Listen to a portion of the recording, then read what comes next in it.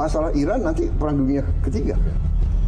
Dan kita sudah non-blok, kita sudah benar, tapi kalau terjadi perang nuklir, kita non-blok aja kita akan kena.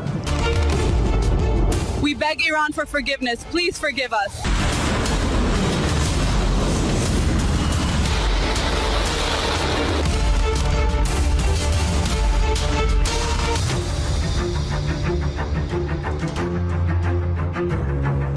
میشناسن تاریخ ایران رو هرگز چنین حرفی رو بر زبان جاری نمی‌کنن. تسلیم چی بگن؟ ملت ایران تسلیم شدنی نیست. ما تعرض به کسی نکردیم و به هیچ وجه تعرض احدی رو هم قبول نمی‌کنیم و تسلیم تعرض هیچ کس نمی‌شیم. منطق ملت ایرانه، روحیه ملت ایران. I know all the military sites in Israel. There isn't a military site here for miles and miles around. They're targeting civilians because they're a criminal regime. Наши специалисты работают в Бушере. 250 человек и еще командированные. Общая численность может достигать 600. И мы не уходим. Разве это не поддержка? Ну, мы когда-то предлагали нашим иранским друзьям... Kalau kita melihat Presiden Trump, ini agak aneh. Karena apa?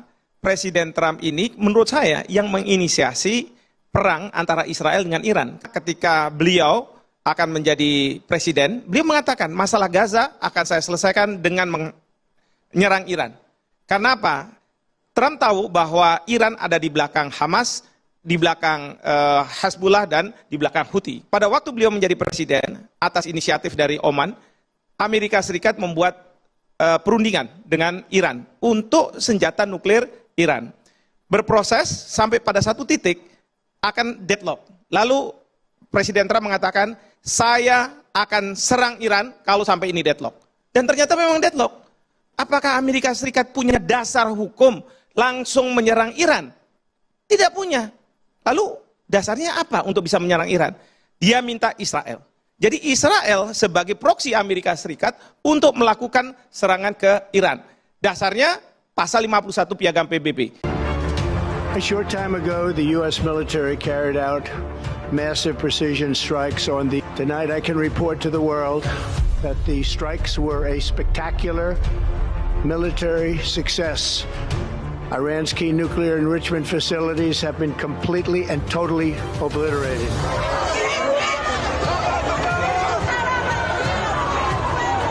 Talked about the fact that NPT failed to protect Iran from and its peaceful nuclear program, and this is a serious challenge.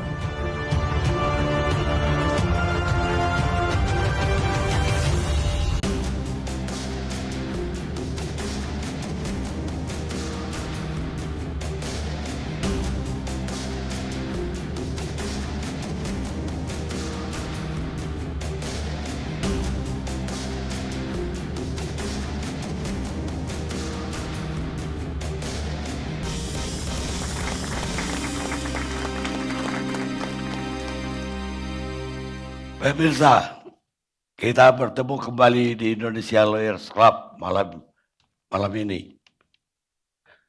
Tidak ada perhatian seluruh dunia dalam pekan ini tertuju ke tempat lain kecuali ke Timur Tengah.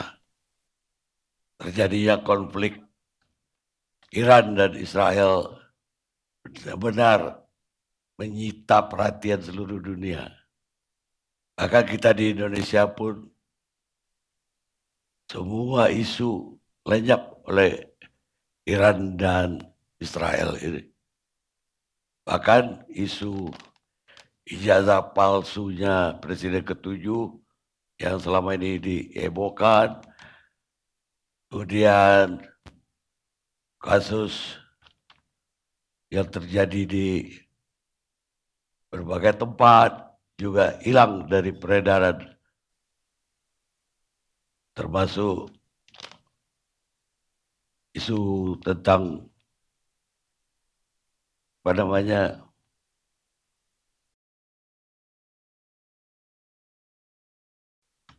pokoknya isu-isu nasional yang ada itu ditenggelam oleh Timur Tengah. Nah, Timur Tengah ini menarik sekali karena penyerbuan dalam 12 hari itu betul-betul gegap gempita dan tiba-tiba bisa hilang begitu saja setelah 3 situs Iran katanya dibungkam oleh Amerika, dan itu besoknya Presiden Trump berani mengumumkan telah terjadi gencatan senjata. Walaupun pada hari pertama itu Iran juga masih membantah. Tapi yang menarik bagi saya, ini mungkin perang ke-5 atau ke-6 atau ke-7 antara Arab dan Israel. Kali ini bukan Arab tapi Iran. Iran parsial, berbeda dengan Arab. Tapi yang dilakukan oleh Iran ini luar biasa. Baru pertama kalinya Tel Aviv bisa dirudal oleh pihak musuh. Juga kota keduanya Haifa itu benar-benar tidak pernah terjadi selama 7 kali perang besar di Timur Tengah antara Israel dan musuh-musuhnya, dimulai dari tahun 48, 73 sampai kemarin-kemarin. Itu tidak pernah satu rudal pun bisa menembus yang dinamakan Iron Dome-nya Tel Aviv. Dan kali ini itu tembus. Dan bukan hanya tembus, tapi merubuhkan banyak gedung-gedung di kedua kota besar tadi itu. Dan itu juga mencengangkan dunia.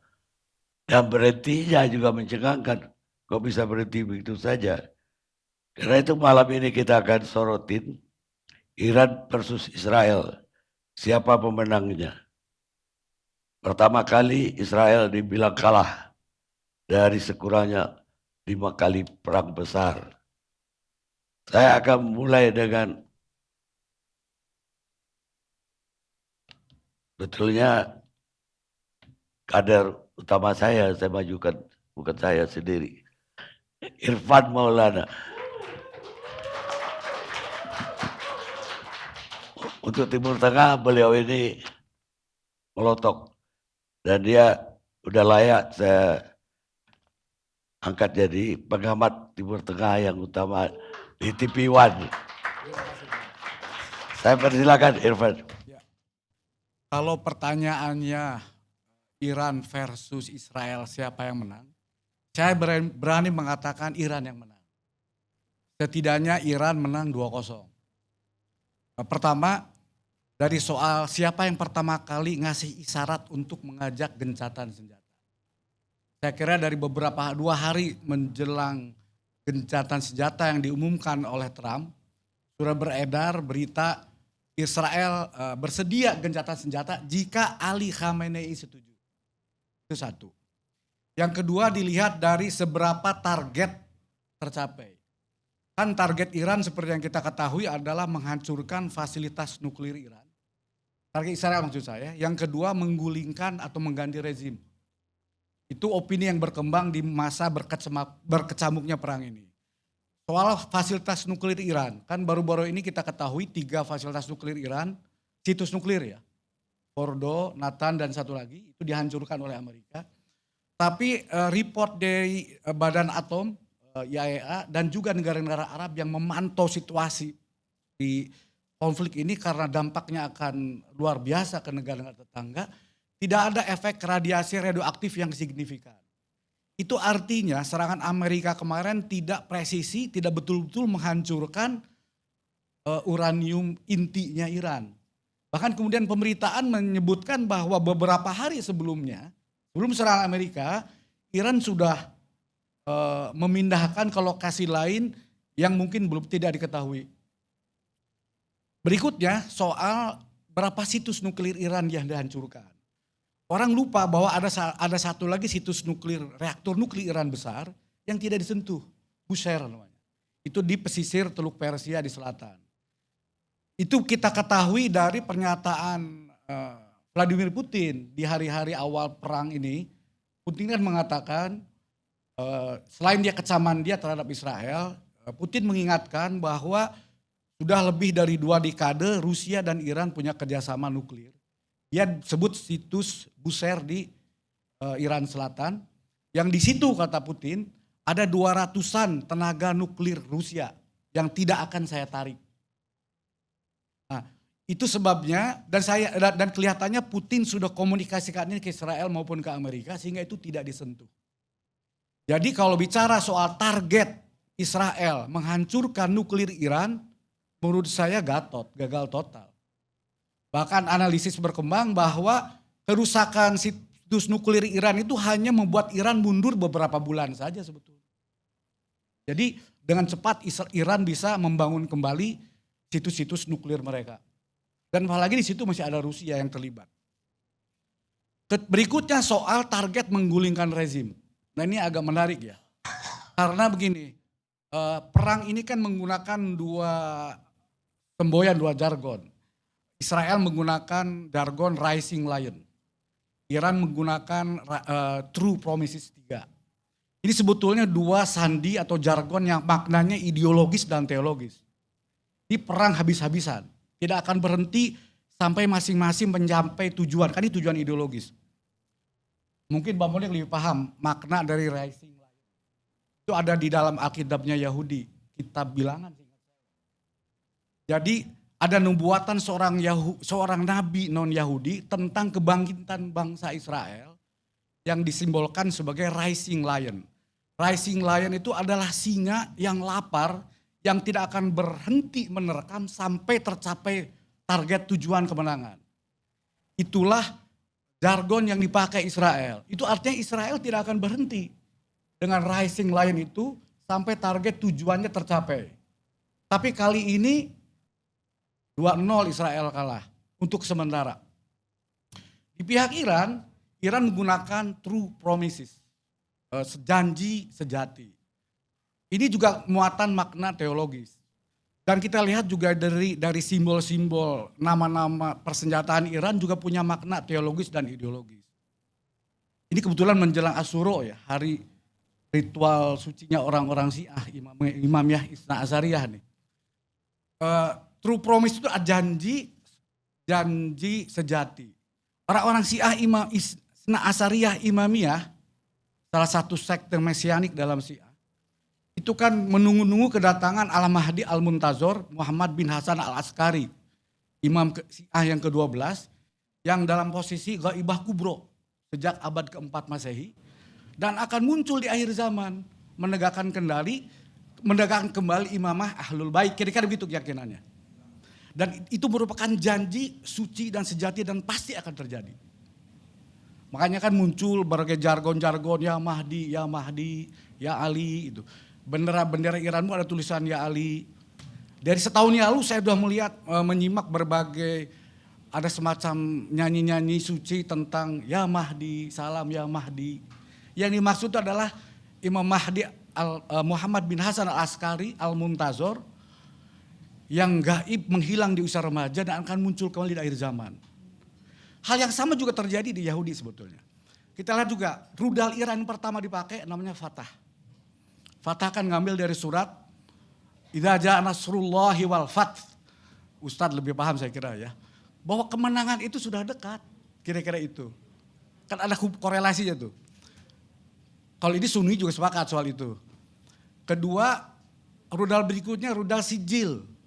Sijil kan diambil dari surat Al-Fil. Tarmihim bihjaratin min sijil. Jadi batu dari neraka yang dibawa oleh burung ababil dijatuhkan ke tentara Gajah Abraha yang akan menyerbu dan menghancurkan Ka'bah.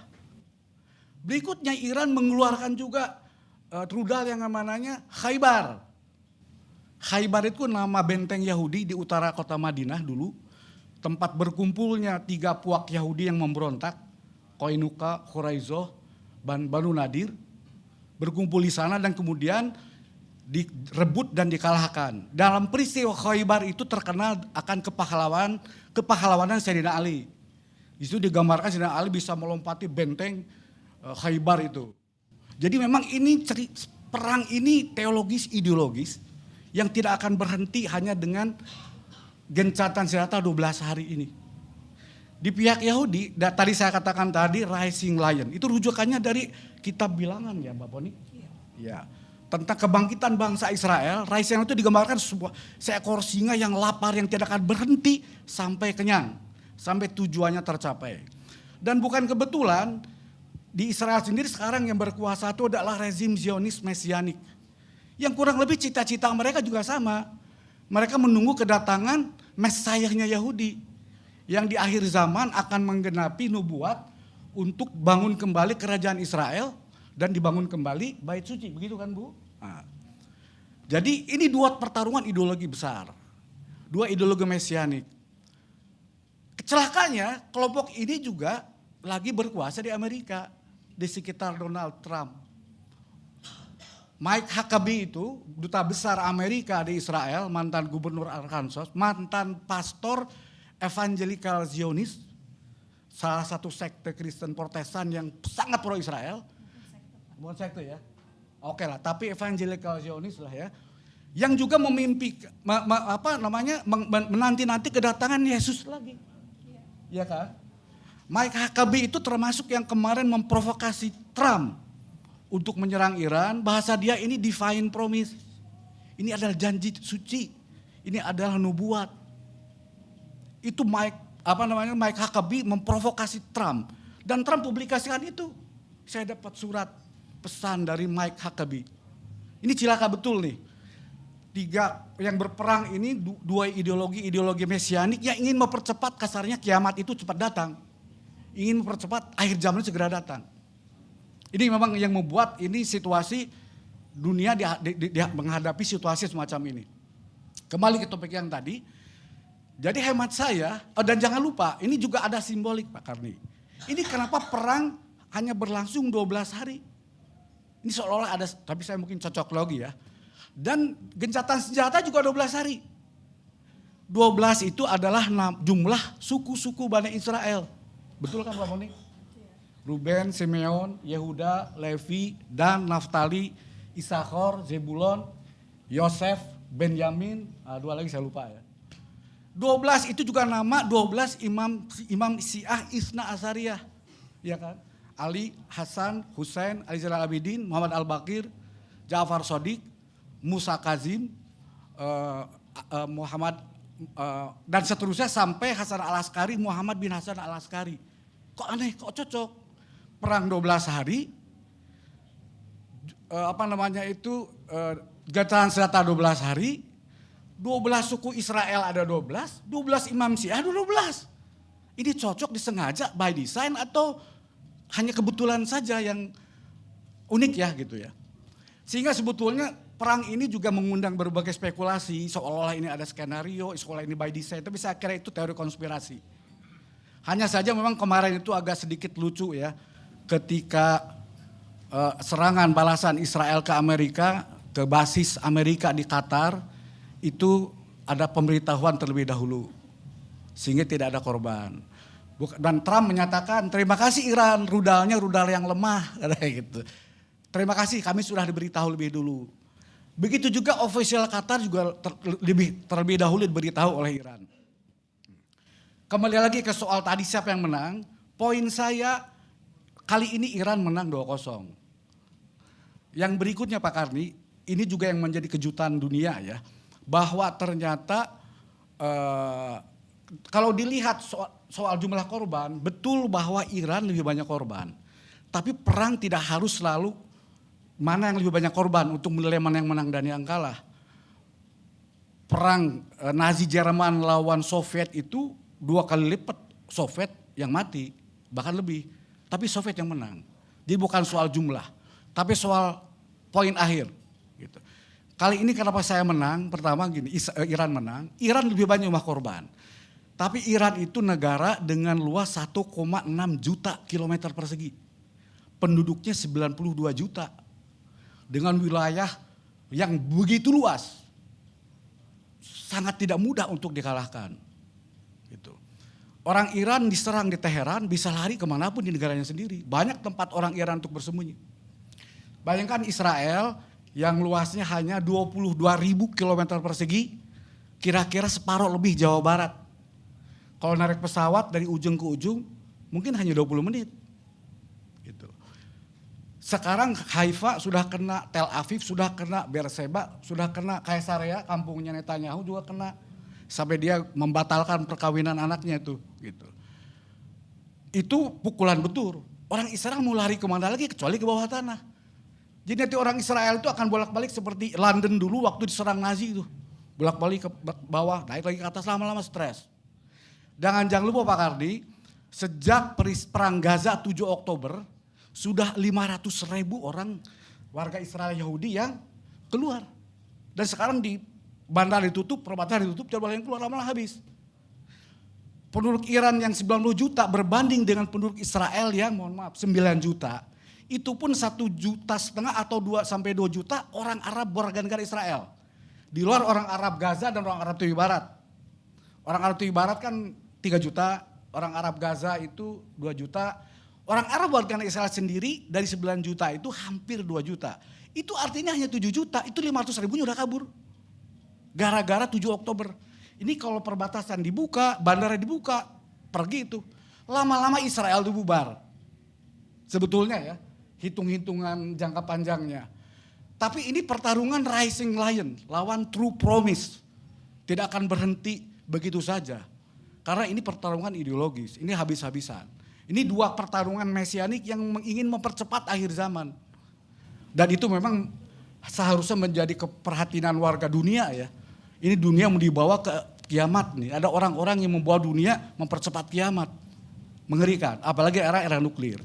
Tapi saya akan sedikit koreksi Pak Karni. Sebetulnya Israel bukan kali ini mengalami kekalahan. Israel juga pernah hampir kalah perang Yom Kippur tahun 73. Itu ketika negara-negara Arab serentak menyerang. Dan apa dampaknya? Sinai dikembalikan ke Mesir. Gitu. Jadi, dan menurut saya kalau eskalasi ini terus berlanjut, apalagi tekanan dunia internasional ke Israel makin keras gara-gara peristiwa Gaza. Jadi game changernya sebetulnya 7 Oktober Gaza itu sebetulnya. Serangan Hamas itu game changer itu. Kenapa? Israel menunjukkan watak aslinya seekor rising lion yang brutal, bengis, lapar, haus darah, tidak akan berhenti sampai kenyang dan tidak kenyang-kenyang. Dan terus-menerus membunuh, membantai warga Palestina, tidak peduli laki-laki, perempuan, dan anak-anak. Itu mata dunia menyaksikan itu akhirnya mengetuk hati nurani dunia. Jadi dulu isunya agama, sekarang sudah isu kemanusiaan. Jadi isu agama hanya mereka berdua ini nih, Iran, Israel. Masyarakat dunia sudah melihat ini adalah persoalan kemanusiaan. Coba Pak Karim melihat demo-demo terbesar soal Gaza itu di mana? Bukan di Riyadh, bukan di Kairo, bukan di Jakarta, di Den Haag, di London, di Chicago, di LA, gitu. Demo-demo terbesar. Dan ini pelan-pelan mengetuk mata dunia dan menjadi momentum sebetulnya dunia Arab, dunia Islam untuk kembali bersatu. Kalau kita lihat peta politik dunia, kita lihat paling banyak negara yang paling keras mengecam mengutuk Israel itu negara-negara Katolik. Sebetulan momentum Paus Fransiskus memang punya sikap. Coba lihat, negara yang mengajukan ini ke ICC itu Afrika Selatan, Kuba, Meksiko, Venezuela, Kolombia, Brazil, negara Amerika Latin Katolik. Bukan negara Islam. Jadi di Den Haag itu ada tim Pokja untuk menyerang Israel. Itu hanya Malaysia yang negara Islam. Yang lainnya itu negara Amerika Latin, Afrika Selatan. Itu artinya persoalan Palestina yang jadi inti persoalan itu sudah menjadi persoalan masyarakat dunia yang khawatir dengan munculnya dua ideologi mesianik ini yang ingin menghancurkan dunia. Ingin mempercepat datangnya kiamat. Gitu. Jadi saya kira demikian Pak Ari. Nanti menghabiskan jatah waktu yang lain. Terima kasih. Saya kira menarik sekali latar belakangnya dikemukakan Irfan. Dan saya nggak sia-sia bilang tadi bahwa ini kader saya munculkan pertama di ILC. Dan ternyata memang jauh lebih dalam ilmunya dibanding saya.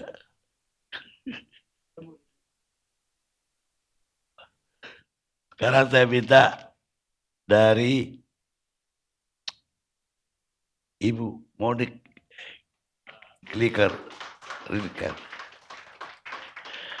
untuk menanggapi khotbahnya Irfan tadi. Selamat malam, terima kasih Pak Karni untuk kesempatan yang diberikan. Selamat malam Bapak Ibu semua. Ya, saya Monik Rakers, saya mengedukasi orang Indonesia tentang Israel. Ini sesuai judul ya Pak. Iran atau Israel yang menang. Kalau saya, karena saya mengedukasi orang Indonesia tentang Israel, jawaban saya tentu Israel yang menang. Israel menang karena satu, Israel hanya menyasar target khusus, spesifik saja. Tidak membabi buta seperti yang dilakukan oleh Iran. Iran merudal secara acak. Warga sipil kena, rumah orang kena, rumah sakit Soroka di kota Beersheba, itu kota Arab dan Yahudi di Israel Selatan, di Gurun Negev, ini juga kena. Rumah sakit. Lalu masjid di Haifa, Al-Jarinah, itu juga kena. Israel hanya menyerang aset militer dari Garda Revolusi Iran. Misalnya yang diserang adalah kantor intelijen di kota Teheran. Peluncur rudal karena mau menembakkan ke Israel. Dan tentu saja fasilitas nuklirnya. Jadi intinya Israel bukan membabi buta. Nah, target Israel atau tujuan perang dari Israel sudah tercapai dalam waktu 12 hari.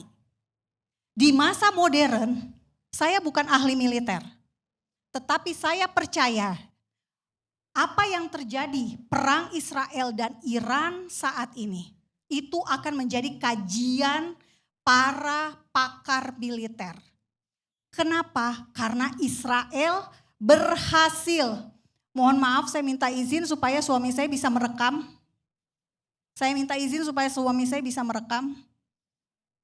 Karena ini tidak live soalnya. Saya takut omongan saya dipotong. Mohon maaf. Hanya untuk saya saja, bukan semua ya. Nah, dalam waktu 12 hari, Israel bisa menguasai 25 provinsi. Dari 31 provinsi di Iran. Tadi Pak Irfan sudah bilang, gede banget Iran. Jumlah penduduk 90 dengan luas 1,6 juta kilometer persegi. Tapi Angkatan Udara Israel bisa terbang bolak-balik Teheran, Yerusalem, Teheran. Dalam waktu 12 hari. Apa yang dilakukan dalam jarak panjang 1.800 km tersebut? Mereka itu enggak ditembak sama sekali loh, puji Tuhan. Oleh angkatan udaranya Iran. Tidak ada balasan signifikan kecuali ada 4 drone Israel yang ditembak jatuh. Saya bukan orang yang mengglorifikasi perang. Jumlah yang mati mau 1 mau 1000 itu manusia. Nyawa manusia yang harus ditangisi. Karena itulah orang Yahudi sangat menghormati nyawa. Ketika mereka mau menyerang, juru bicara IDF dalam bahasa Parsi, dia menyampaikan perintah mengevakuasi. Apa yang dievakuasi? Tentu saja warga yang berada di dekat situs yang akan dihancurkan. Kalau dekat pangkalan militer tentu harus evakuasi. Itu cara mereka mengurangi kolateral dampak bahayanya. Saya tidak setuju ketika Pak Irfan mengatakan Israel perang demi mendatangkan Mesias. Tidak. Mesias sudah ditulis di Alkitab, Alkitab orang Yahudi, Perjanjian Lama, sama dengan Alkitab saya orang Kristen. Jadi nggak ada perbedaan. Dan itu sudah ditulis bahwa suatu saat nanti di akhir zaman Mesias akan datang. Tanda-tandanya apa?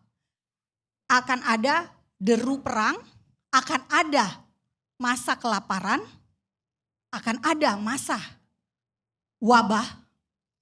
Tetapi Israel justru menjadi korban perang. Makanya kalau kita baca, saya tidak mau masuk ke dalam agama.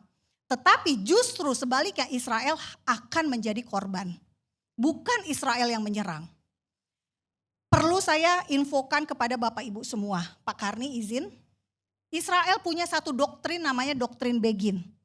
Yakni setiap negara musuh yang punya senjata nuklir, maka mereka berhak, ini keputusan Israel ya Pak, mereka berhak mengambil langkah. Contoh, reaktor nuklir Irak yang dibangun dengan bantuan ilmuwan Prancis. Zaman Presiden Jacques Chirac, makanya namanya Ozirak.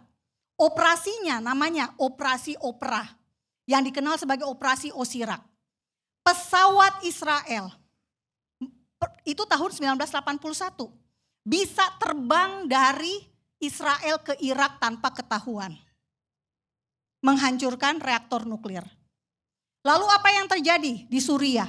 2006 atau 2007 sama, ada reaktor nuklir juga. Dihancurkan Israel. Jadi ketika Iran dikabarkan oleh Badan Energi Atom Internasional pada 17 Mei 2025, Iran sudah berhasil mempunyai 408 kilo uranium yang diperkaya 60% uraniumnya, itu bisa bikin bom atom sekitar 9 sampai 10. Untuk bikin satu bom nuklir butuh 42 kilogram uranium. Bayangkan jika Khamenei memutuskan memperkaya uranium itu sampai 90%. Dan ada fatwanya untuk didesak, untuk menfatwakan bahwa pengayaan ini boleh dilakukan. Jika bom ini dijatuhkan ke tanah Israel, maka yang musnah tetangga-tetangganya juga, termasuk Gaza, termasuk Palestina, yang ada di Yudea dan Samaria tepi barat. Termasuk Suriah, Lebanon, Mesir, Yordania, negara-negara yang berdamai dengan Israel. Jadi yang saya ingin tekankan adalah Israel menyerang Iran sekarang ini adalah untuk mencegah pengayaan nuklir. Ini mungkin akan diperdebatkan, buktinya mana? Ya buktinya laporan dari Badan Energi Atom Internasional tadi. Buktinya apakah Badan Energi Atom ini bisa dipercaya? Kalau bukan mereka, kita tanya Rusia. Rusia sendiri mengakui kok ada 200 ilmuwan nuklir di Bushehr. Dan Rusia sudah mengatakan, Putin sudah mengatakan Israel berjanji tidak akan menyerang Bushehr karena ada ilmuwan nuklir Rusia. Ini ngapain 200-an sampai 600-an orang? Mau bikin listrik. Kalau bikin listrik gak perlu ada 200 ilmuwan nuklir. Kita balik mundur lagi. Kesepakatan dengan Obama 2015. Di situ Iran sudah berkomitmen untuk memperkaya uranium hanya sampai 3,67%. Ternyata 12 Mei, kembali ke cocokologi 12 Juni 2025, Iran mengumumkan bahwa akan memperkaya nuklir di nuklir ketiga. Ini menurut kantor berita AP. Makanya Israel mengambil keputusan untuk menyerang sebelum terlambat. Karena pemimpin besar Iran Ali Khamenei mengatakan Israel itu hanya negara satu bom. Gak perlu 9, gak perlu 10. Cukup 1 akan musnah. Indonesia adalah negara yang tidak setuju dengan senjata nuklir. Negara kita ikut menandatangani traktat perjanjian. Sekarang bangsa Indonesia, rakyat Indonesia, gara-gara Iran mau punya senjata nuklir, apakah kita tiba-tiba jadi setuju dengan senjata nuklir? Tentu tidak. Karena apa? Karena nuklir mau dijatuhkan di bangsa manapun itu adalah kebinasaan. Makanya saya berharap dari hasil percakapan kita malam hari ini, yang keluar adalah satu. Yang menang adalah nuklir Iran tidak ada lagi. Saya tidak meminta rezim diganti loh. Dan Israel juga tidak meminta rezim diganti. Itu haknya warga Iran, rakyat Iran. Gak ada urusan dengan pergantian rezim. Terserah mau penerusnya anaknya Khamenei, mau orang lain. Gak ada urusan, mau Saresa gak ada urusan. Tetapi tentu saja jika pemimpinnya itu cinta damai, jika pemimpinnya tidak anti Israel, dunia akan lebih damai. Sejak revolusi Islam Iran tahun 1979, apa yang terjadi? Mulailah ada Hari Al-Quds. Sejak ada Hari Al-Quds tahun 1979, propaganda anti-Israel menyebar di seluruh dunia. Ini siapa yang membuat? Ayatollah Khomeini tahun 1979. Sehingga orang-orang di dunia anti-Israel. Sebelumnya apa yang terjadi? Iran sama Israel bersahabat. Iran adalah negara nomor 2 setelah Turki yang mengakui kemerdekaan Israel tahun 1948. Jadi persoalannya di mana? Adanya kebencian tadi yang diajarkan oleh rezim Islam Iran. Apakah kita mau ikut-ikutan rezim Islam Iran? Untuk apa? Jauh banget negara kita dengan Iran. Dan kita harusnya yang mendamaikan Israel dengan Iran itu bukan Amerika, harusnya kita dong. Negara muslim terbesar di dunia, berpenduduk muslim terbesar. Harusnya berperan di dalam setiap konflik hadir. Dan satu terakhir, gencatan senjata. Gencatan senjata yang dilakukan oleh Presiden Amerika, Donald Trump, adalah gencatan senjata tanpa komitmen. Komitmen apa yang diberikan kepada Iran? Komitmen apa yang harus Iran taati? Saya kasih contoh, gencatan senjata Amerika dengan Houthi di Yaman. Apa yang terjadi? Houthi berjanji tidak akan menembaki kapal-kapal Amerika yang lewat di dekat di Laut Merah. Sekarang komitmennya Iran apa? Apakah akan berhenti menyerang Israel? Apakah akan berhenti mendanai proksi-proksinya yang ada di sekitar Israel?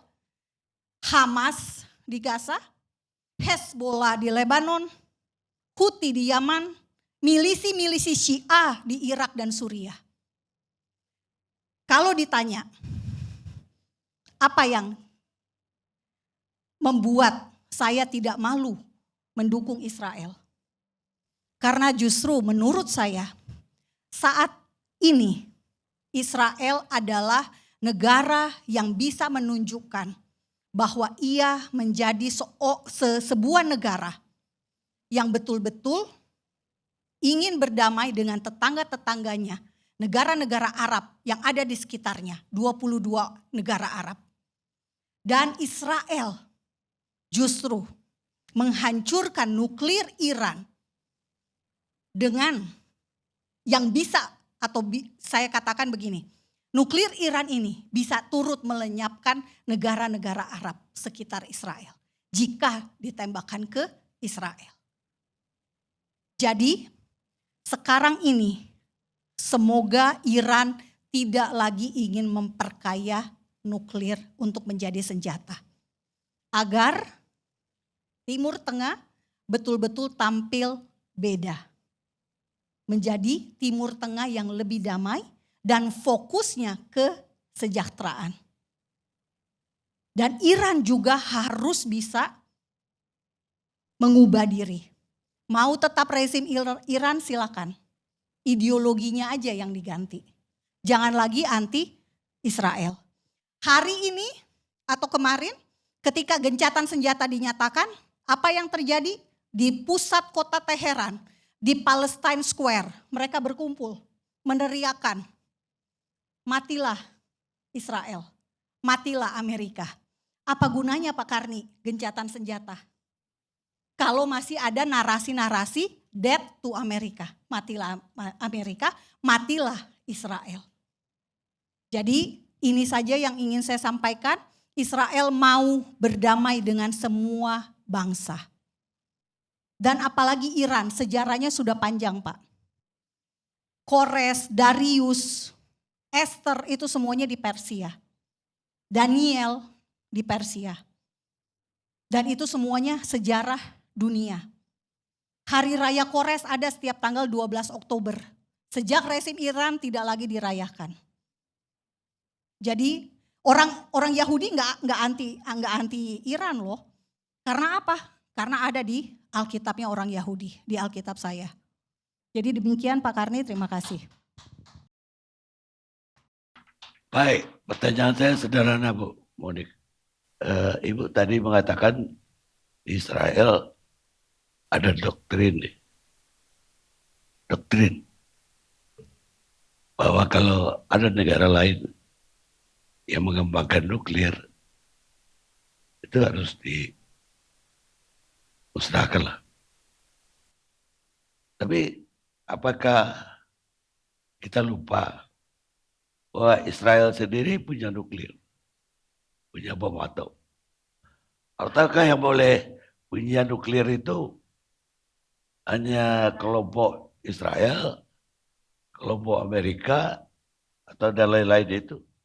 Sementara yang dianggap musuh gak boleh punya. Jawaban cepat saya adalah Israel tidak pernah meneriakkan slogan-slogan matilah Iran atau matilah Arab Saudi. Tidak pernah. Makanya nggak ada negara yang merasa terancam dengan adanya nuklir di Israel karena tujuan damai. Sementara Iran niat untuk memperkaya nuklir untuk memusnahkan Israel. Jargon-jargon from the river to the sea. Dari sungai Yordan sampai ke laut Mediterania. Itu ada bangsa Israel di tengah-tengah situ. Dan ini mau dilenyapkan. Bagaimana cara melenyapkan? Paling mudah tentu dengan satu bom nuklir. Kita ingat Hiroshima, kita ingat Nagasaki. Lenyapkan kotanya. Israel ini kecil Pak, 22.000 kilometer persegi. Makanya Israel punya doktrin Begin itu untuk mencegah terjadi pemusnahan massal seperti masa Nazi. 6 juta orang Yahudi tewas. Jadi bukan karena Israel ingin jumawa.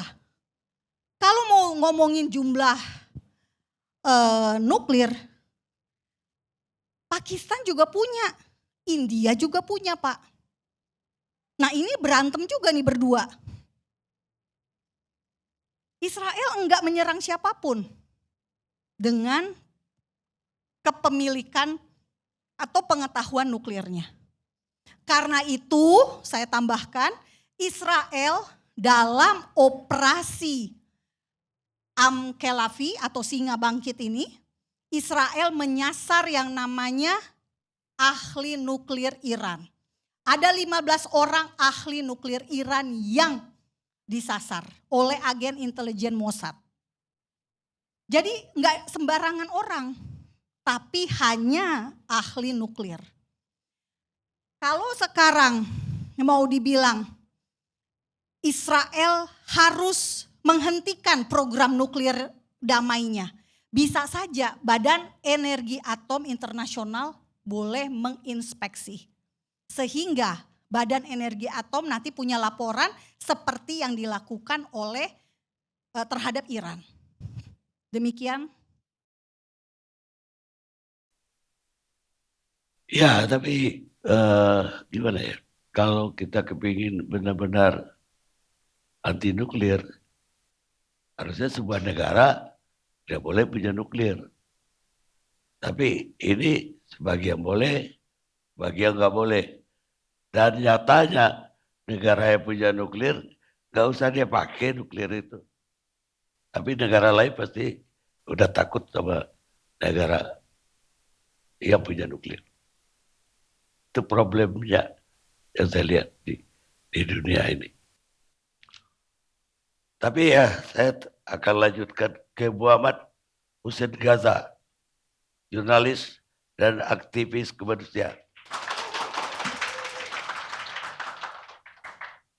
Baik, selamat malam semuanya. Terima kasih Bang Karni sudah mengundang.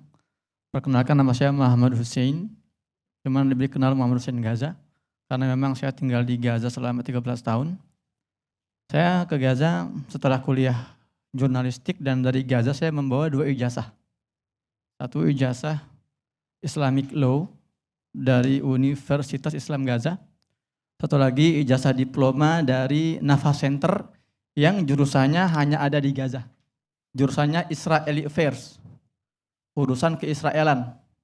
Jadi di situ saya mempelajari Israel dari semua dimensinya. Sejarah, budaya, politik, sosial, ekonomi, finansial. Sampai sekarang saya bisa bahasa Israel, bahasa Ibrani. Tapi insya Allah ijazahnya asli Mas ya. Enggak dari pasar pramuka. Baik, kalau pertanyaannya adalah siapa yang menang antara Iran dan Israel ini? Saya setuju dengan Pak Irfan ya. Kalau Mbak Monik dengan segala halusinasinya kita nggak usah bahas lah ya. Cukup. Jadi gini, bahkan seorang analis Yahudi, yang original Yahudi, bukan Yahudi-Yahudian seperti ini ya, analis Yahudi, namanya itu Avi Yeskharov, dari awal-awal 7 Oktober, dia pernah mengatakan seperti ini, apapun yang terjadi setelah 7 Oktober, tidak akan mengubah fakta bahwa Israel telah kalah oleh Gaza. Itu lawan Gaza ya. Karena kekuatan sekelas Israel yang di backup oleh negara-negara barat dengan segala teknologi intelijennya, itu bisa kalah oleh kekuatan yang diblokade, dimiskinkan, dibuat lapar bertahun-tahun. Apalagi fakta Iran lawan Israel. Ketika saya mempelajari Israeli Affairs itu, ada satu mata kuliah yang judulnya Iran. Judulnya Iran. Memang khusus membahas masalah Iran situ. Di situ dijelaskan bagaimana Iran ini memiliki satu keunggulan dari geostrategik. Lokasinya yang tadi disebutkan luas sekali dan memang sulit dijangkau untuk perang darat gitu kan. Dan Israel memiliki 2 prinsip yang ini enggak boleh ditinggalkan setiap kali mereka bertempur. Prinsip pertama dia bilang, Israel ini kalau perang, pertama harus menjadi pihak yang memulai. Satu, karena siapapun yang memulai dia punya inisiatif lebih besar. Kedua, Israel kalau perang, dia harus bertempur di medan musuh. Enggak boleh dia perang dalam Israel tuh. Karena secara geostrategis, Israel ini lemah sekali. Lemah, makanya tadi disampaikan oleh Pak Irfan juga, ya mereka bisanya ngumpet di gorong-gorong, ntar naik lagi. Gitu aja balik-balikan, begitu gampang diakses gitu. Jadi seperti tikus bersembunyi di gorong-gorong, seperti itu kurang lebih. Nah, maka dari itu, ketika 7 Oktober terjadi, 2 prinsip itu direnggut oleh para pejuang Gaza. Pertama, para pejuang Gaza yang memulai serangan balasan. Kedua, perangnya di dalam wilayah Israel. Itulah kenapa Israel ini ngamuk sampai membantai 56.000 nyawa. Wah, ini yang katanya tadi dibilang tentara yang tidak mentarget atau tidak brutal ya. Tadi kan kata Pak Irfan, kebiadaban Israel ini sudah membuka hati dan mata dunia. Satu yang gak terbuka, ya ini mbak-mbak ini.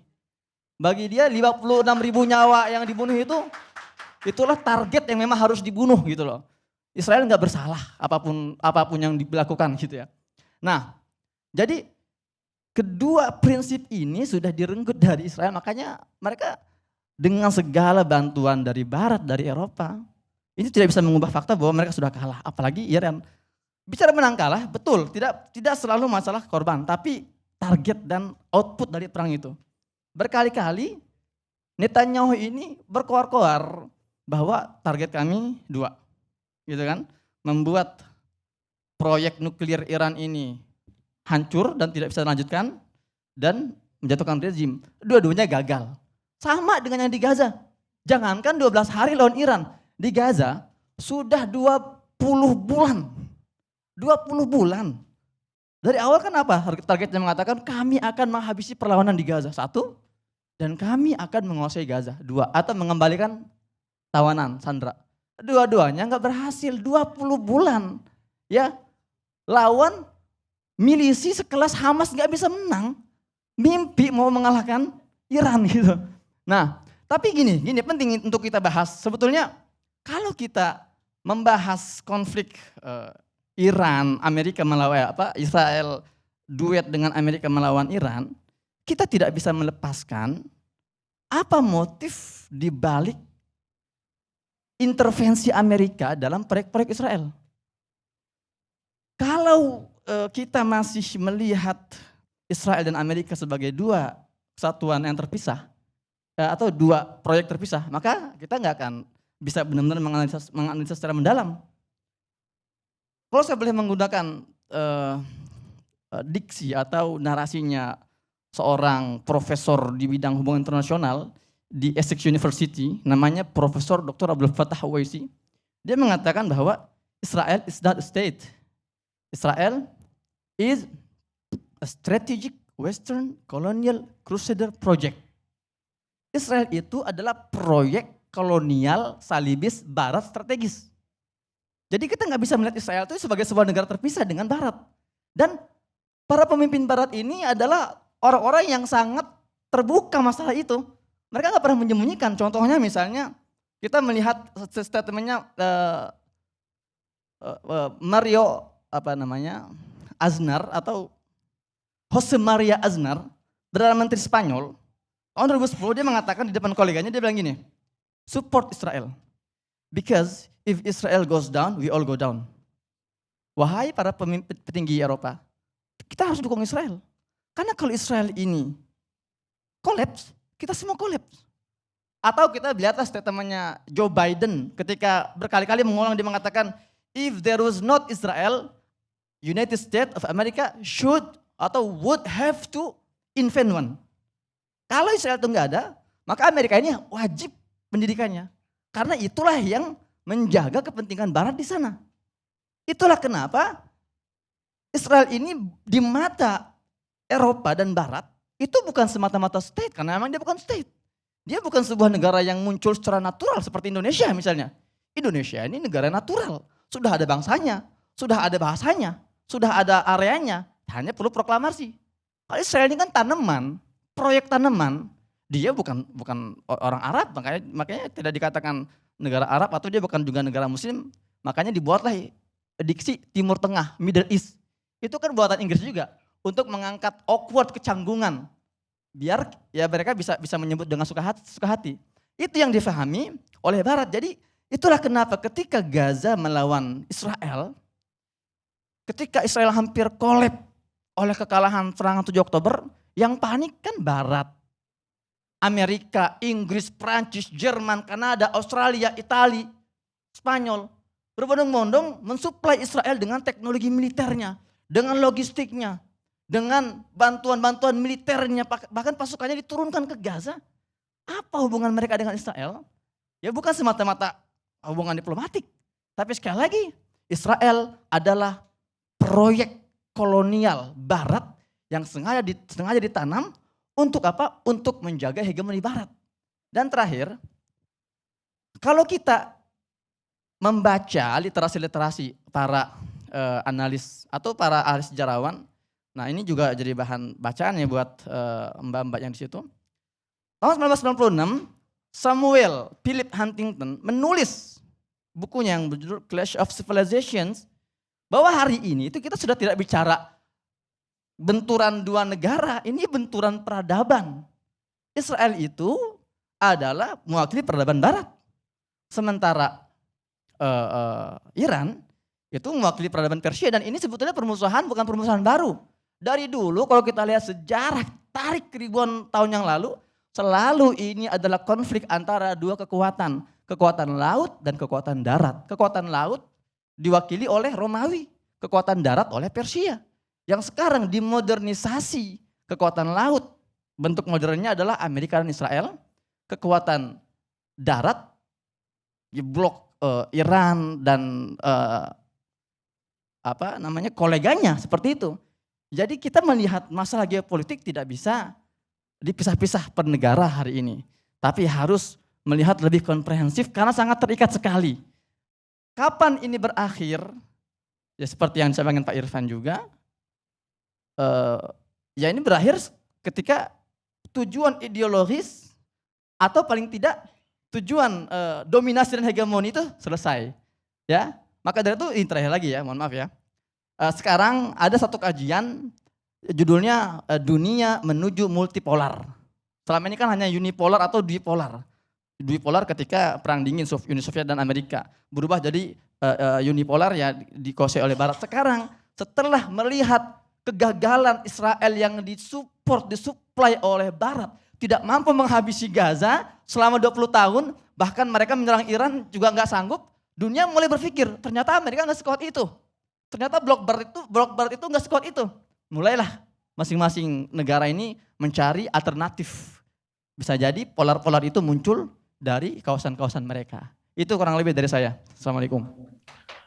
Baik, ada pertanyaan ya. Kenapa Amerika begitu sulitnya menahan Israel untuk melakukan serangan misalnya? Apakah betul Amerika itu ekonomi dan finance-nya tergantung kepada Yahudi? Sebetulnya ini jawabannya Bang Karni beberapa faktor. Di antara tadi faktor pertama memang Israel itu adalah kalau bahasanya Avi Schleim itu sejarawan Yahudi, dia menyebutnya frontier state atau negara yang ditanam oleh Barat di ujung perbatasan hegemoni mereka. Jadi itu ikatan satu. Kenapa Israel itu harus terus di backup oleh Amerika? Karena memang itu adalah perwakilan dia. Faktor lainnya memang betul yang memegang kendali ekonomi tidak hanya Amerika sebetulnya dunia ya memang ya tiga keluarga Yahudi itu, Rothschild, kemudian Morgan, kemudian Rockefeller. Jadi wajar kalau jangankan negara-negara lain, Amerika pun pada akhirnya mereka juga sedang disetir dan sedang dalam ketiaknya tiga keluarga besar Yahudi yang menguasai ekonomi dunia hari ini. Seperti itu Bang.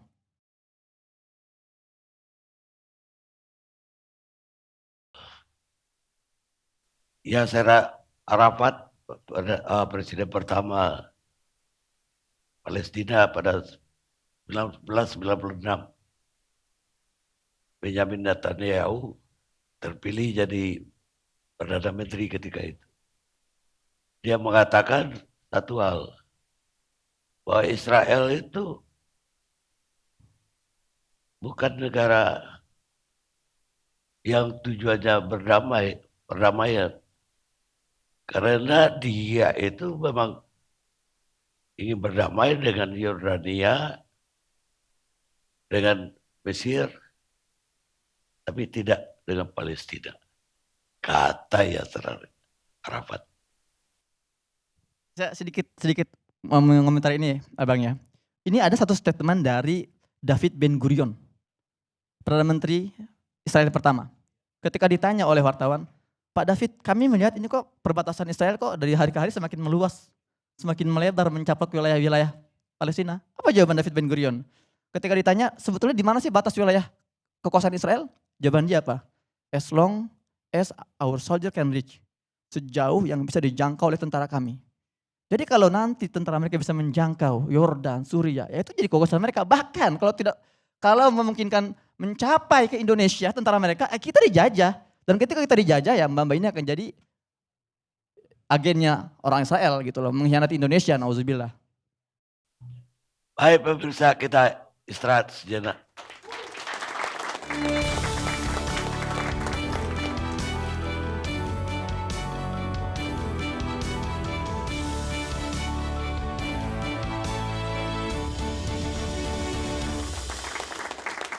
Pemirsa, kita lanjutkan diskusi kita. Sekarang giliran Direktur Eksekutif Jaringan Moderat Indonesia, Islah Bahrawi. Baik, terima kasih. Ini kapan-kapan pindah lagi ke bawah, ini dingin banget. Nggak nyangka saya. Minggu depan udah di bawah. Ah itu, keren. Ini saya ke-6 kalinya di ELC, bisa cari narsum lain gak sih? Begini, kalau saya mungkin karena sudah banyak dibahas oleh Mbak Monik, oleh Mas Irfan, Kang Irfan dan Mas Husain Gaza ya. Jadi yang paling saya membuat sangat concern dalam perang antara Iran dan Israel ini, ketika agama itu menjadi alat legitimasi. Memang Mbak Munik tidak mau masuk ke ranah itu, tapi berkali-kali nyitir Alkitab. Maka perang, kejahatan apapun, dilakukan oleh siapapun, ketika dilegitimasi dengan bumbu-bumbu agama, maka semua kejahatan akan terlihat terhormat. Dan apapun yang dilakukan oleh pihak yang didukung, atas nama agama juga, semua akan disanjung dan dibenarkan. Baik itu yang mendukung Iran atau yang mendukung Israel, kalau dia menggunakan sitiran kitab-kitab suci. Apalagi tadi Kang Irfan udah bilang bahwa ini soal messianic belief kedua pihak dan sebagainya. Tinjauan-tinjauan seperti ini sama persis seperti sejarah bagaimana konflik dan ceceran darah berlapis-lapis yang terjadi di Yerusalem. Simon Sebag Montefiore, The Autobiography of Jerusalem. Atau di dalam Islam itu, di dalam Arab itu disebut sebagai Baitul Maqdis.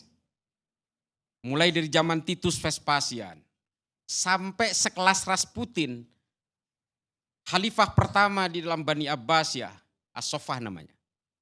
Sudah menumpahkan darah, berceceran darah sehingga Yerusalem itu disebut sebagai kota yang dibangun dari reruntuhan puing-puing perang selama berabad-abad, ribuan tahun. Dan hampir semuanya perang dan pelanggaran kemanusiaan yang terjadi di sana, kita bicara di sana, atas nama keyakinan-keyakinan teologis. Semuanya. Nah ini adalah gambaran bahwa tidak boleh aksi-aksi dehumanisme itu kemudian dilegitimasi oleh sitiran ayat-ayat atau atas nama agama apapun. Karena kita meyakini semua manusia apapun agamanya, apapun sukunya diciptakan oleh Tuhan yang sama. Jadi jangan pernah punya anggapan bahwa Tuhan memerintahkan manusia, menciptakan manusia dan memerintahkan manusia untuk memberikan kebebasan membunuh orang lain. Agama apapun selalu mengajarkan kasih, cinta dan kedamaian. Itu yang harus kita yakini. Kalau kemudian ada manusia berperang, itu karena persoalan politik, persoalan kekuasaan, ekspansi kekuasaan. Saya mungkin gak apa-apa, saya siap untuk menjadi satu-satunya yang mengatakan perang salib pun, banyak orang mengatakan itu perangnya Islam dan Kristen. Menurut saya, what the hell was that? Itu perangnya orang Eropa dan orang Arab yang sama-sama ingin melakukan ekspansi kekuasaan. Termasuk juga Muhammad Al-Fatih menaklukkan Konstantinopel. Dibilang ini adalah kebangkitan Islam yang kemudian menjadi Istanbul hari ini. Yang kemudian dihubungkan oleh jembatan Bosforus yang akhirnya menjadi negara Turki dan semuanya bisa diislamkan. Bukan, itu ekspansi politik. Sama seperti Kekaisaran Ottoman melakukan serangan ke bangsa Armenia. Dihajar habis-habiskan. Dan sama juga seperti kekuasaan politik Islam di Andalus mulai dari semenanjung Iberia sampai ke Toulouse di Prancis sana.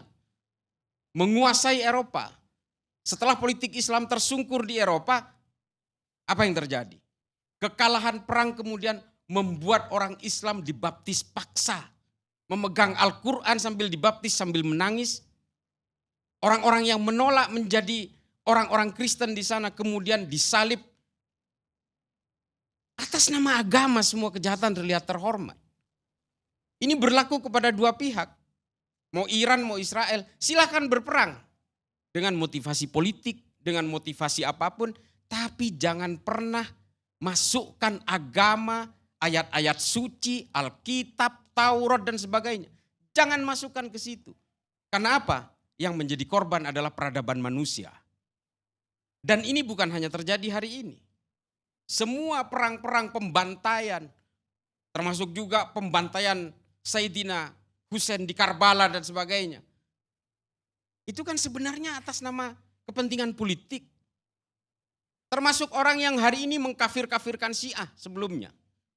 Saya bukan Syiah, tapi gara-gara ngomong begini saya sering dituduh Syiah. Saya ini Islam aja, nggak usah dibagi-bagi dalam sekte, meskipun saya NU, ya.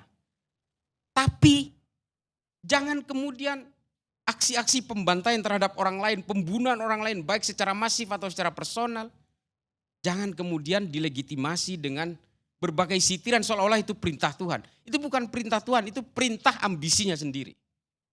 Dan perang Iran dan Israel hari ini adalah tanggung renteng dari produk-produk kolonial. Ini produk-produk kolonial semua. Tanah orang lain diputuskan oleh orang lain untuk dibagi-bagi. Dan hari ini semua berkecamuk tuh. Perang India dan Pakistan itu juga produk kolonial itu. Karena dibagi-bagi oleh penjajah. Termasuk juga apa yang terjadi di Israel dan berbagai tanah Arab di Timur Tengah ini.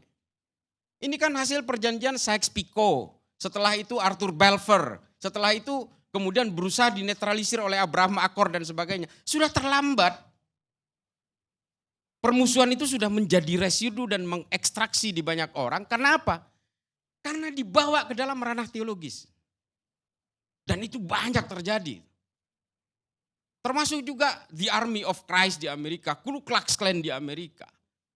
Termasuk juga Hindu supremasis, Hindutva, Shiv Sena, Asin Wiratu yang mengatasnamakan Buddha di Myanmar. Semua sama. Di Indonesia juga banyak kelompok-kelompok teror yang mengatasnamakan agama seolah-olah dia dihalalkan oleh Tuhan untuk membinasakan orang lain. Judulnya, Iran Israel siapa pemenangnya? Dalam perang gak ada yang menang. Jangan pernah berharap ada kesimpulan benar dan salah dari satu perang. Yang ada adalah jumlah kematian dan serdadu yang terpaksa tersungkur. Ernest Hemingway yang bicara begitu. Hannah Arendt juga begitu. Guru-guru saya di Amerika, hampir semuanya orang Yahudi. Mengajarkan saya apa? Mengajarkan saya tentang filsafat dan sejarah Islam. Ada orang Arab juga yang mengajarkan itu. Dan semuanya berkesimpulan yang sama. Tidak ada yang bisa dibenarkan dari Holocaust, tidak ada. Tapi jangan juga membenarkan pembantaian orang-orang di Gaza. Ini soal kemanusiaan. Gak ada hubungannya sama agama. Karena kemanusiaan itu al-insaniyah qabla tadayyun. Kemanusiaan itu beyond dari semua agama. Orang sebelum mengenal agama menjadi manusia dulu. Makanya saya bilang di awal tadi, semua manusia apapun sukunya, apapun agamanya, diciptakan oleh Tuhan yang sama. Qul huwallahu ahad. Tuhan itu hanya satu, dari Abrahamik, keyakinan-keyakinan itu. Maka kemudian untuk apa kita kemudian menyitir-nyitir segala macam dengan keyakinan-keyakinan teologis. Maka kemudian silakan berperang, dalam konteks silakan berperang, tapi jangan bawa agama. Karena apa? Agama kemudian belakangan ini menjadi tidak populer. Muncul Islamofobik dan sebagainya. Karena apa? Orang melakukan kekerasan atas nama agama. Orang-orang Rohingya terusir dari tanahnya sendiri, kampungnya dibakar. Orang-orang yang tersisa masih dibunuh atas nama Buddha. Padahal semua agama itu pasifisme basisnya. Mengajarkan rasa tawadhu, rasa rendah hati dan sebagainya. Pembantaian di Gaza. Saya membela Palestina. Bukan karena Islam, karena di Palestina ada orang Kristen juga. Kalau hari ini saya membela Iran misalnya, bukan karena Iran itu Syiah, bukan karena dia itu Islam, tapi di Iran juga ada orang Yahudi dan sinagog. Saya pernah hadir ke sinagog, saya berceramah di sinagog. Termasuk sinagog yang di Manado itu. Yang saya bawakan itu adalah tentang bagaimana kebangkitan rasa kemanusiaan. Itu tidak ada sekat, no boundaries, nggak ada batas itu. Nah maka oleh karena itu kepada kawan-kawan sekalian nanti soal tinjauan masing-masing ada Prof. Hikmahanto. Itu nanti ditinjau secara geopolitik dan sebagainya. Tapi yang ingin saya tekankan di sini, jangan pernah kita terjebak keberpihakan dalam perang. Mau menang, mau kalah, korbannya adalah kemanusiaan. Nah ini adalah gambaran, kalau saya hanya seputaran itu berusaha menarik perspektif dari situ. Karena kalau yang kita lihat adalah para pendukung Israel sekalipun dari kawan-kawan saya Kristen ketika saya tanya, yaitu adalah tanah yang dijanjikan oleh Alkitab. Oh come on, don't bring your holy book into the war. Jangan dong. Seolah-olah kitab suci itu mengajarkan orang untuk boleh membinasakan orang. Atas nama ayat-ayat dari Tuhan. Enggak ada itu. DNA-nya agama, siapapun, apapun agamanya, DNA-nya itu adalah cinta, kasih, dan kedamaian. Kalau agama meninggalkan 3 faktor penting itu, agama orang enggak akan tertarik. Orang lebih tertarik kepada Stephen Hawking, kepada Richard Dawkins. Mereka lebih percaya bahwa alam semesta ini karena mekanika kuantum, itu yang lebih populer. Kenapa? Karena ketika melihat orang tentang sisi agama, kalau saya masuk ke dalam ranah agama, saya akan diajarkan untuk membenci dan gelisah oleh keyakinan orang lain. Makanya kemudian Nietzsche memilih Zarathustra dan kemudian berkata bahwa Tuhan itu sebenarnya enggak ada, diciptakan oleh manusia sebagai alat penakut di dalam otaknya sendiri. Jangan sampai kita semua punya kesimpulan yang sama tentang konsep teologis itu. Hanya karena perilaku manusia-manusia yang gagal menerjemahkan agama. Nah, perang Iran dan Israel ini adalah perang politik. Nah, ini adalah gambaran, mudah-mudahan perang ini segera selesai. Dan mudah-mudahan juga tidak ada nuklir semua segala macam di tangan siapapun ketika dalam kepepet. Bos itu jadi senjata.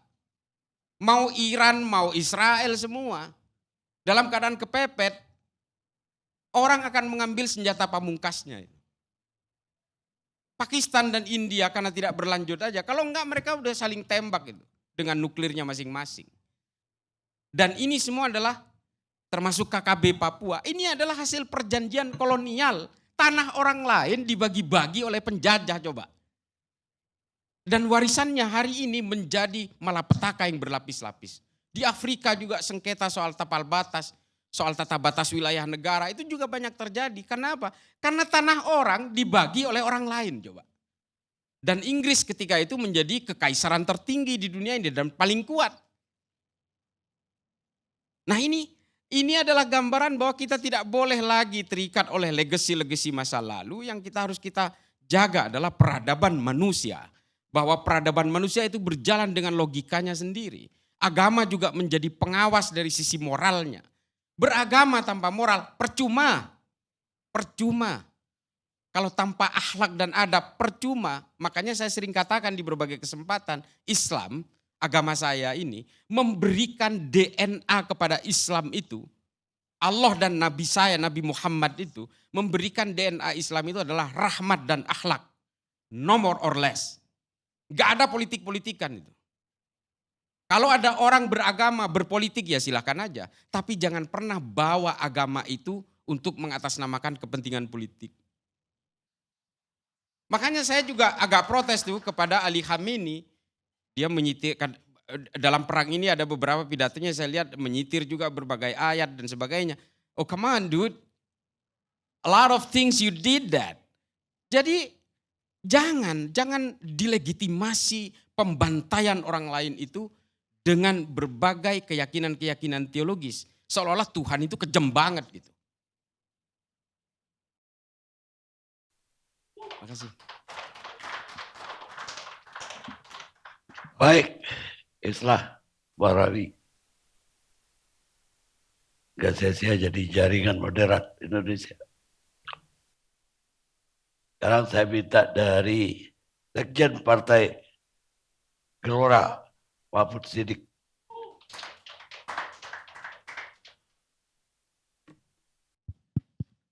Baik, terima kasih Bang Karni.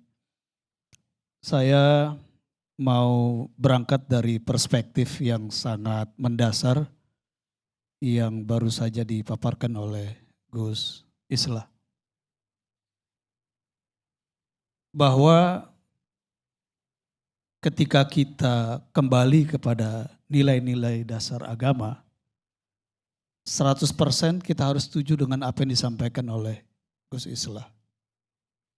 Bahkan dalam konteks komunitas Muslim, Nasrani atau Yahudi, kan kita juga punya satu terminologi yang disebut dengan kalimatun sawa. Karena kita ini anak cucu Ibrahim atau Abraham. Oleh karena itu saya tidak heran sebenarnya ketika di kota-kota besar Amerika, di kota-kota besar Eropa, banyak rabi-rabi Yahudi, pemeluk Yahudi Ortodoks, pastor, pendeta, penganut Nasrani yang konservatif, ikut turun menyuarakan penolakan terhadap pembantaian sesama umat manusia yang terjadi di Gaza. Karena memang disinilah moral dasar agama. Jadi saya sepakat. Dan saya kira kalau kita bisa menjadikan itu frame kita di dalam mendiskusikan tema-tema geopolitik ini, saya kira panas di sana akan tetap adem di sini. Gitu Gus ya. Yang kedua, saya sepakat bahwa segala macam konflik termasuk perang yang kita saksikan dan kita berupaya menghindari tentu saja, ini semuanya adalah peristiwa politik. Peristiwa politik. Bahwa kemudian ada yang melakukan packaging dengan agama, ya tentu saja punya motif dan tujuannya masing-masing. Tetapi sebagai peristiwa politik dan dalam konteks isu Israel dengan Palestina, Israel dengan Iran sekarang ini konfliknya, maka kita harus membalikkan memori kita pada tanggal 14 Mei 1948 ketika terjadi satu peristiwa politik sangat penting, yaitu deklarasi pembentukan negara Israel di tanah Palestina. Itu adalah peristiwa politik. Karena peristiwa itu didasari oleh tadi Gus Islah sudah menyampaikan, ada agreement Sykes-Picot, ada deklarasi Balfour, ya, ada resolusi 181 PBB tahun 47 yang membagi wilayah atau tanah Palestina itu untuk orang-orang Jewish dan orang-orang Arab. Lalu kemudian Yerusalem di bawah yurisdiksi internasional. Itu yang kemudian melahirkan peristiwa politik 14 Mei 1948 berdirinya negara Israel yang sebelumnya tidak pernah ada. Dan itu juga yang kemudian memicu esok harinya terjadinya perang Arab Israel yang pertama tahun 48. Itu juga peristiwa politik.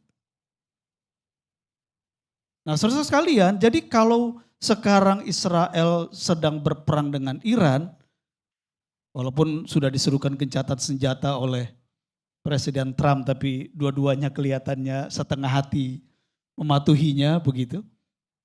Ya. Ini adalah lagi-lagi peristiwa politik. Dan kita baru bisa mendapatkan jalan lebih mudah memahami dan mencari solusinya kalau kita perkuat perspektif politik dan geopolitiknya. Saya kira nanti Gus Islah bisa elaborasi ya. Dalam beberapa tahun terakhir, ini kan perbincangan tentang perspektif nubuat akhir zaman ini kan kuat sekali.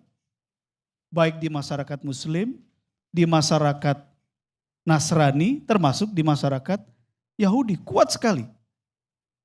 Apa yang disebut dengan perang akhir zaman Armageddon, ini kan sudah jadi diksi 3 komunitas besar agama dunia ini.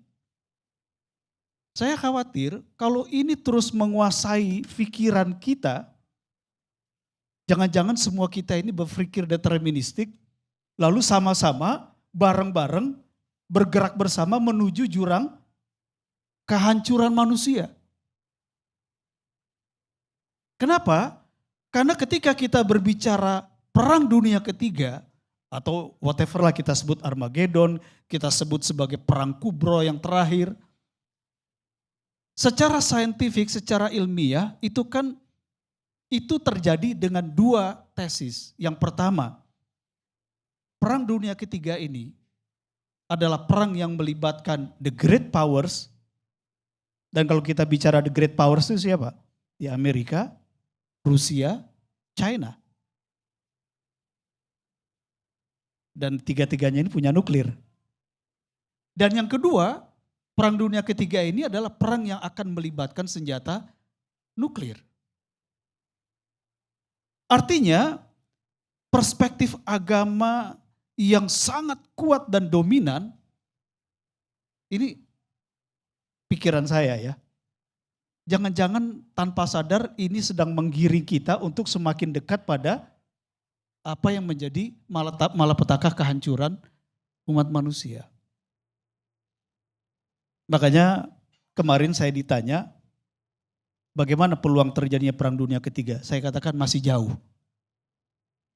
Saya mengatakan itu bukan karena saya punya data lalu saya harus menyimpulkan bahwa memang masih jauh. Tetapi setidaknya saya ingin mengatakan bahwa sebagai manusia kita harus meletakkan visi perang dunia ketiga ini harus masih jauh. Agar kita punya ruang untuk kemudian memperbesar titik temu dari segala macam perbedaan dan konflik.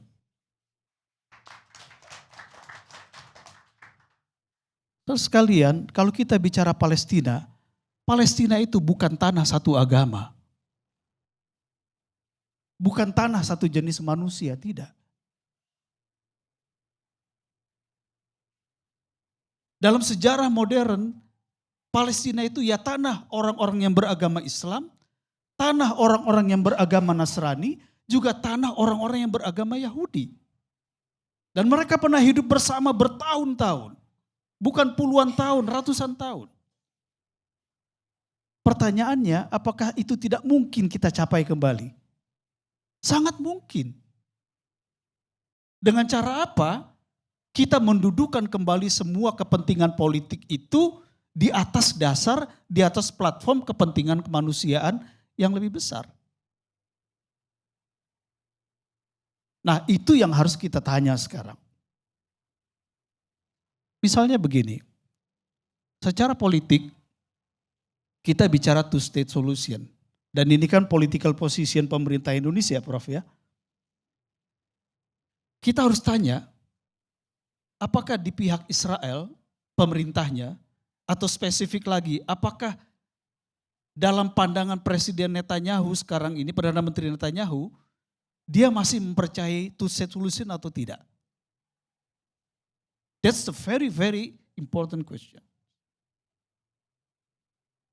Lalu Hamas kita tanya, apakah Hamas mau menerima konsep two state solution? Mengikuti jejak negara-negara Arab di sekitarnya. Dan setahu saya, sejak tahun 82, peristiwa Arab Summit ketika PLO menerima konsep two state solution, sampai sekarang belum pernah ada pembicaraan yang konstruktif mengenai ide two state solution itu. Lalu yang lain misalnya soal nuklir. Yang disampaikan Mbak Monik ini menarik. Menarik untuk dikritisi. Tadi kan Mbak Monik mengatakan Israel pemerintahnya mengambil keputusan menyerang Iran dengan menarik Amerika untuk menghancurkan instalasi nuklirnya yang diduga bisa dikembangkan menjadi persenjataan nuklir. Dan itu dilakukan untuk mencegah pemusnahan massal manusia.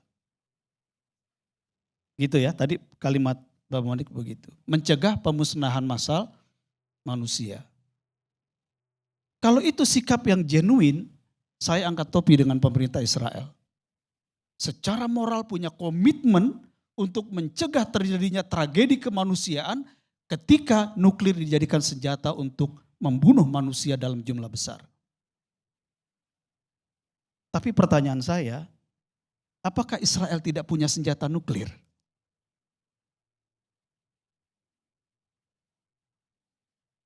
Kita mungkin ingat,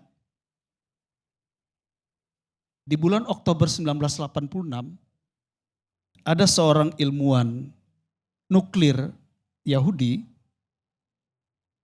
yaitu Merdechai Vanunu, yang bekerja di pusat riset nuklir Israel yang sangat rahasia di Guru Negev, di mana dia kemudian membeberkan rahasianya kepada The Sunday Times di London, yang mengatakan bahwa Israel pemerintahnya mengembangkan riset senjata nuklir dan berhasil memperkaya uranium yang kemudian dikembangkan menjadi persenjataan nuklir.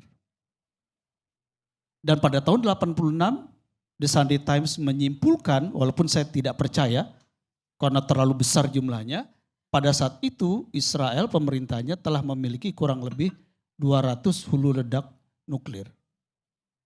Mungkin terlalu bombastis. Karena sekarang ini sejumlah kalangan mengatakan Israel itu dipercaya punya minimal 60 hulu ledak nuklir. Jadi kalau Israel ternyata memiliki senjata nuklir dan memang di luar 5 negara yang memiliki senjata nuklir versi NPT, kan ada 4 negara lain yang juga punya karena mengembangkan nuklir. Ada Korea Utara, ada India tadi sudah disebut, ada Pakistan dan ada Israel. Secara moral, secara politik, di mana kredibilitas, di mana otoritas Israel untuk menghancurkan Iran, karena jangan sampai kemampuan nuklirnya sekarang digunakan untuk menghancurkan umat manusia, sementara Israel adalah negara yang telah mengembangkan nuklir dan tidak pernah tunduk pada NPT, pada rezim NPT. Itu yang pertama. Saya persilakan kalau nanti mau dibantah kalau Israel ini sudah punya senjata nuklir. Yang kedua, kalau tujuan Israel itu mengundang Amerika menyerang 3 instalasi nuklir di pengayaan uranium di Iran untuk mencegah tragedi kemanusiaan, pembunuhan massal, yang ingin saya tanyakan, bagaimana kita menafsirkan pemboman secara sistematik, terang-terangan yang dilakukan tentara Israel, pemerintah Israel di Gaza selama lebih dari 1 tahun, dan telah membunuh lebih dari 100.000 orang sipil. Dan sampai sekarang masih berlangsung. Jangan-jangan sebentar lagi akan dipakai bom sejenis atau cucunya nuklir barangkali. Untuk menghabisi sisa masyarakat sipil di Gaza. Bagaimana kita menafsirkan ini?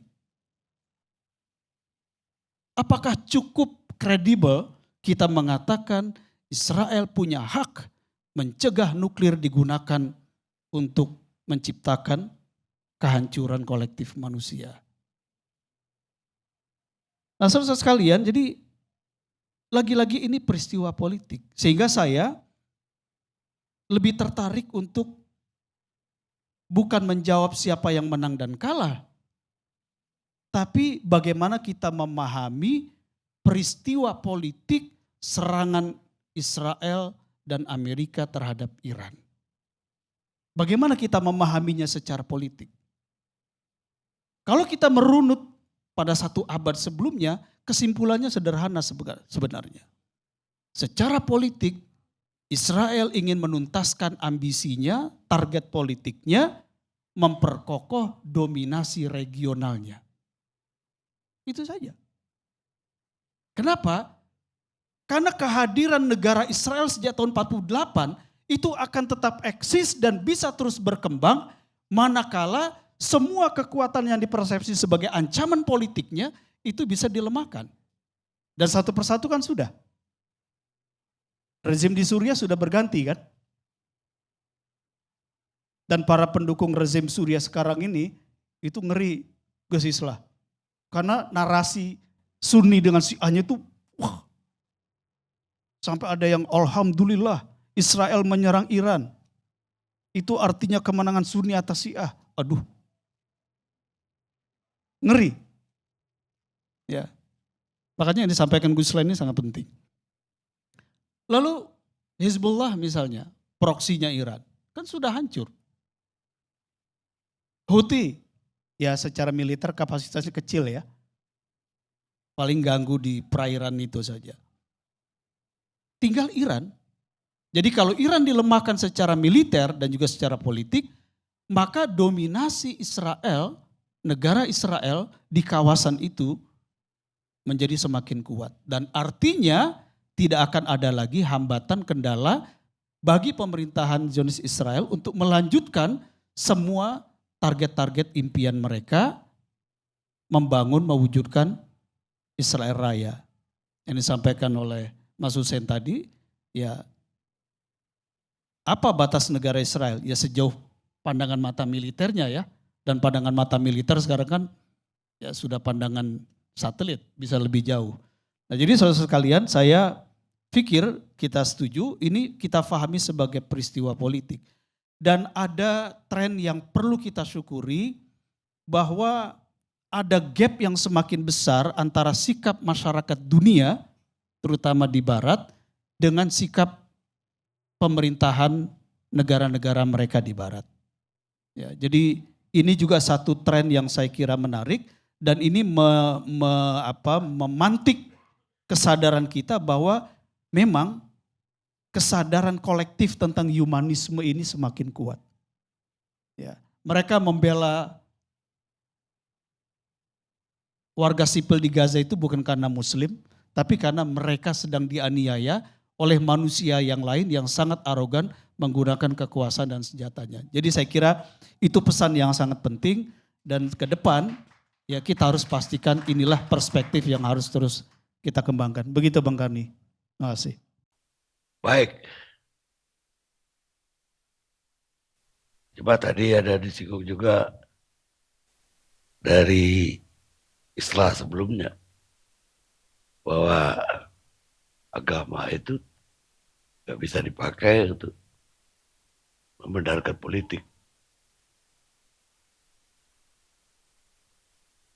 Mahatma Gandhi pernah mengatakan bahwa orang yang mengatakan bahwa politik itu tidak ada hubungan dengan agama, itu orang yang tidak mengerti agama, kata Mahatma Gandhi.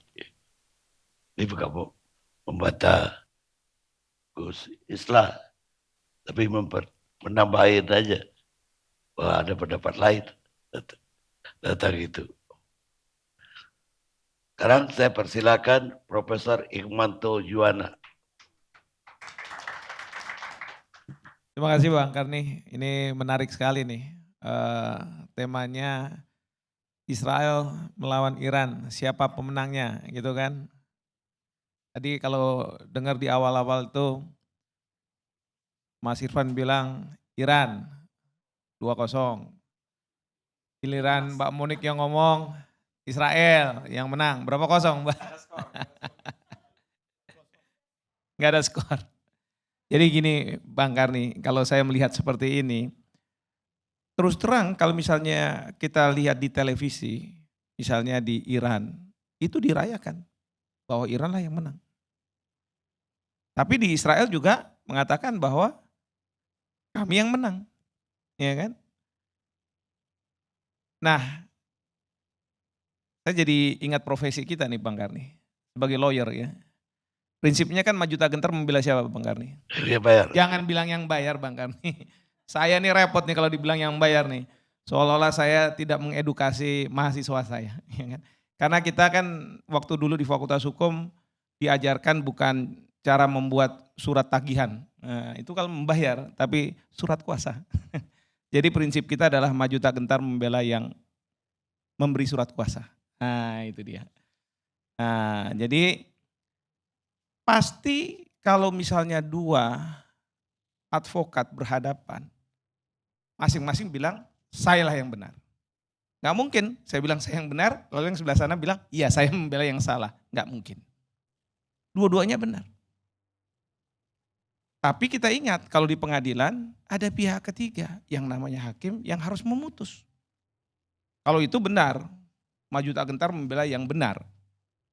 Kalau advokat, maju tak gentar membela yang memberi kuasa. Ada yang bilang, tapi kan bayar juga. Iya, tapi nggak usah keras-keras. Bayar juga itu kan bisa definisinya 3. Bayar dengan uang, bayar dengan 3M atau 3T, makasih, thank you, atau bayar dengan pahala. Nah itu padamu ilahi. Bisa bayar itu. Tapi kan hakim yang memutus. Permasalahannya adalah dalam konteks masyarakat internasional tidak ada. Hakim yang memutus siapa yang menang, siapa yang kalah. Itu permasalahannya. Itu yang pertama. Jadi boleh masing-masing mengatakan bahwa saya menang. Tapi yang saya pahami kalau dalam suatu perang, tentara itu menang itu kalau tujuan, the objective untuk masuk dalam perang terpenuhi, terselesaikan. Pertanyaan kita, Perdana Menteri Netanyahu pasca serangan ke Iran, apa sih yang disampaikan? Kalau saya membaca, itu ada 2 hal. Bahwa memang betul dugaan senjata nuklir, fasilitas-fasilitasnya itu diserang. Kedua, ilmuwan-ilmuwan Iran terkait dengan nuklir itu terbunuh.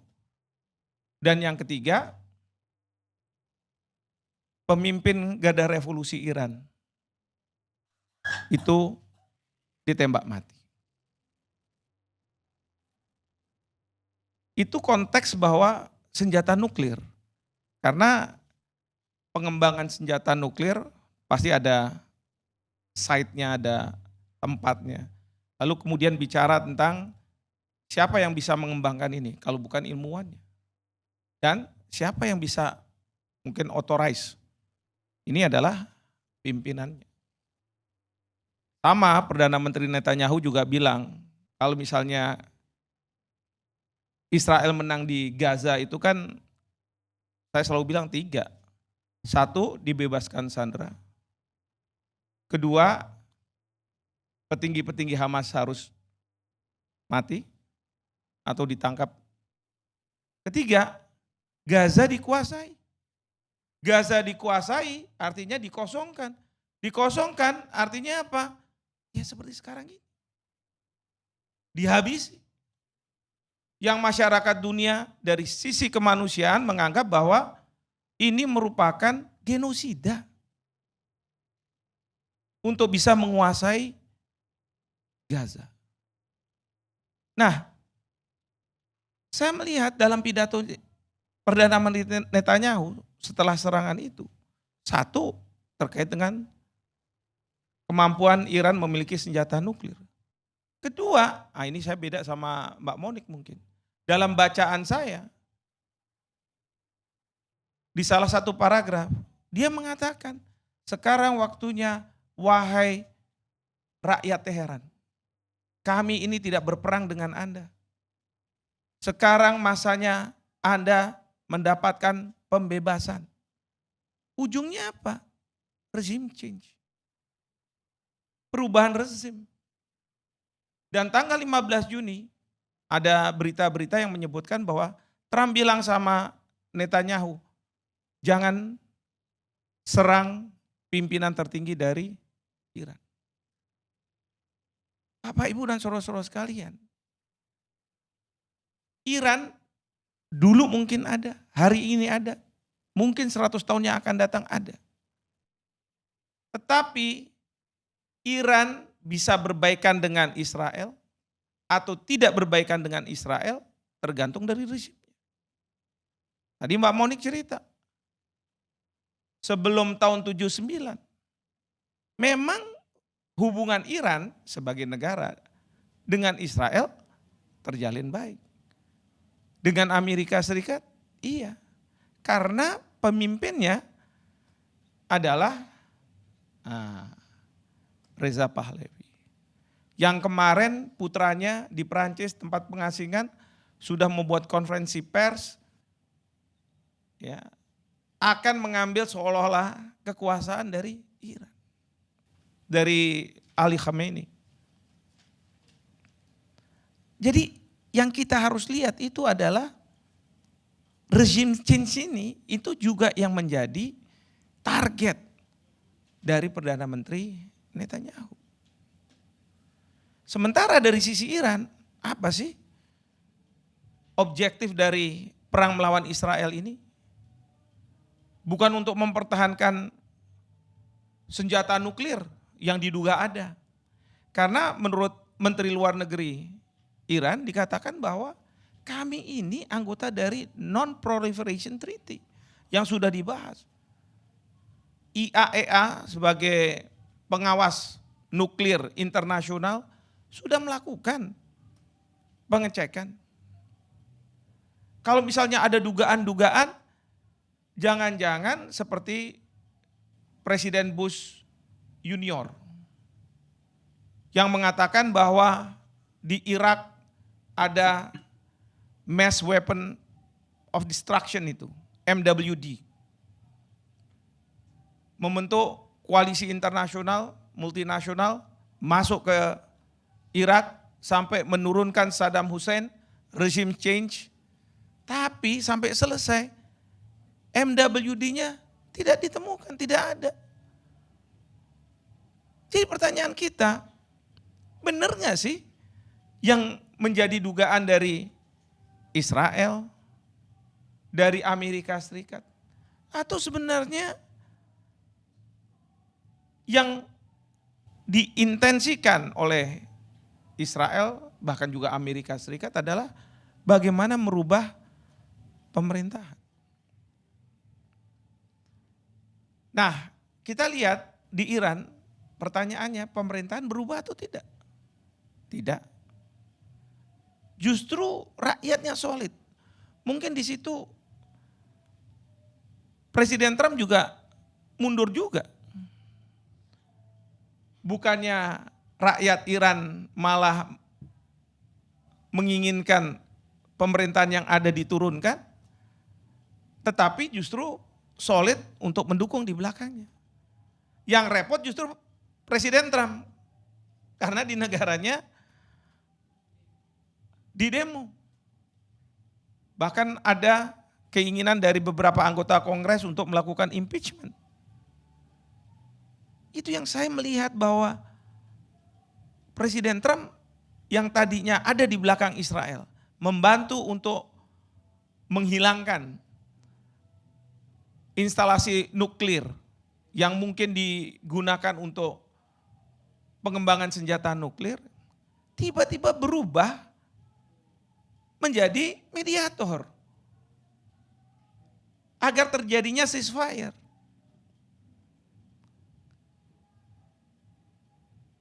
Saya waktu beliau mengatakan bahwa oh ya saya sudah bicara dengan pihak Iran. Bahkan dalam tweetnya itu setelah Iran melakukan serangan ke Amerika, seolah-olah ya sudah kita terima saja. Yang penting sudah kemarahan dari Iran sudah keluar out of the system. Ya kan? Karena menurut saya juga mungkin Trump main gertak. Kalau situasinya tidak pro terhadap dia, dia akan mundur. Kan sama pada waktu pengenaan tarif, Bang Karni. Semua dikenakan. Tapi ada yang lawan. Cina melawan. Uni Eropa melawan. Kanada melawan. Indonesia datang ke sana. Malah dibuat besar. Tapi kan dari situ Trump mundur. Yang kemudian Trump bilang udah kita postpone 90 hari. Kalau saya melihat Iran melakukan serangan ke Amerika Serikat, itu bentuknya 3. Pertama, serangan fisik. Dia masih menyerang Israel dan kemudian menyerang ke pangkalan militer Amerika Serikat. Tapi Iran tahu bahwa Qatar itu bukan musuhnya. Musuhnya adalah Amerika Serikat. Sehingga informasi akan ada serangan itu disampaikan kepada Qatar. Tapi mungkin Qatar menyampaikan ke Amerika Serikat. Sehingga di sini Presiden Trump mengatakan kami berterima kasih kepada Iran karena kami diberitahu. Ya, sehingga personilnya nggak ada yang menjadi korban. Ya, tapi bukan intensi Iran untuk memberitahu Amerika, pokoknya saya serang ya. Dan itu yang kemudian dikapitalisir juga bahwa biarin aja nggak apa-apa, kita nggak akan serang balik supaya keluar dari sistem. Sementara pada waktu serangan bomnya Amerika Serikat ke 3 titik Iran, Trump mengatakan bahwa Iran cuma punya 2 pilihan, berdamai atau Amerika Serikat akan menyerang lebih keras lagi. Dan akan lebih mudah karena dia tidak punya lagi kemampuan senjata nuklir. Tapi sekarang kan berubah. Ya kan? Ini jangan-jangan ini gaya Trump nih seperti ini nih. Harus dikerasin, kalau dia keras kita harus kerasin. Jadi oleh Iran diserang secara fisik. Kedua, diserangnya tuh gini, Menlu Iran pergi ke Rusia, bertemu sama Putin. Dan menyampaikan masalah ini. Dan Putin cuman bilang serangan tersebut melanggar hukum internasional. Itu mungkin membuat gentar juga Trump. Karena apa? Kalau sudah ada pernyataan seperti itu, bahkan Cina juga mengatakan seperti itu, reaksi negara-negara. Ini berarti bahwa kalau Amerika terus menyerang Iran, keberpihakan dari negara-negara ini kita udah tahu pasti akan kemana. Dan ini akan bereskalasi menjadi perang antar negara gitu. Dan yang terakhir serangan Iran menurut saya meskipun tidak dieksekusi tapi wacana Selat Hormuz akan ditutup. Itu berdampak pada bursa di Amerika Serikat. Bursa Amerika Serikat menghajar Trump. Bahkan negara-negara Uni Eropa juga punya kekhawatiran, karena kalau sampai seperti itu katanya 80% minyak itu datang dari Saudi Arabia dan lain sebagainya yang harus melewati Selat Hormuz. Nah, jadi sekarang kita lihat, saya sih nggak mau mengatakan bahwa siapa yang menang, siapa yang kalah. Pasti pemirsa dan banyak orang termasuk di Iran atau di Israel dan lain sebagainya. Sebenarnya siapa sih yang menang ini? Karena mau menjawab pertanyaan itu ya Bang Karni ya. Siapa yang menang? Tapi begini, sekarang Trump sudah bilang bahwa ceasefire. Ceasefire itu juga bukan ceasefire yang dia negosiasikan, yang dia ketemu dan lain sebagainya. Jadi dia cuma bilang ke ada pimpinan tertinggi dari Qatar, tolong sampaikan ke Iran 6 jam ke depan jangan lakukan serangan. Dan 6 jam kemudian nanti Israel nggak melakukan serangan. Jadi ada 12 jam. Ya kan? Jadi siswarnya seperti itu. Dan kalau Iran bilang oke, saya nggak akan serang, Israel juga oke, berarti diterima nih gencatan senjatanya. Nah tapi kemudian ada serangan. Bahkan dari Iran ke Israel, Israel juga mau ke Iran. Tapi Trump itu marahnya pada waktu beliau mau pergi ke Belanda, itu ke Israel. Kalau ke Iran dia masih bahasanya itu masih agak lembut lah kalau menurut saya. Tapi ke Israel keras. Kenapa? Dia tahu bahwa kalau Israel, dia bilang jangan. Kenapa? Kalau misalnya Israel tetap menyerang Iran, dan kemudian Amerika Serikat, udah kamu sendirian aja, selesai itu Israel. Israel itu berani seolah-olah di atas angin, itu karena di belakangnya ada Amerika. Nah, jadi ya, saya melihat bahwa masing-masing boleh menentukan siapa yang menang, bahkan dunia juga bisa mengatakan seperti itu. Tapi yang penting adalah gencatan senjata. Dan ini tadi sudah disampaikan sama Gus Islah, sama Pak Mahfud Siddiq bahwa masalah kemanusiaan. Sedikdaya-dikdayanya Amerika Serikat bisa menyelesaikan Iran, katakanlah dalam 1-2 bulan, dengan peralatan militer yang canggih, dia tidak akan melakukan itu. Karena apa? Akan mendekatkan orang pada perang dunia ketiga. Kemanusiaan. Akan mendekatkan orang pada kiamat. Dari sisi Iran juga begitu. Dia bisa memberikan pelajaran kepada Israel, kepada Amerika Serikat. Ya. Tapi dia tidak akan mengorbankan masalah kemanusiaan.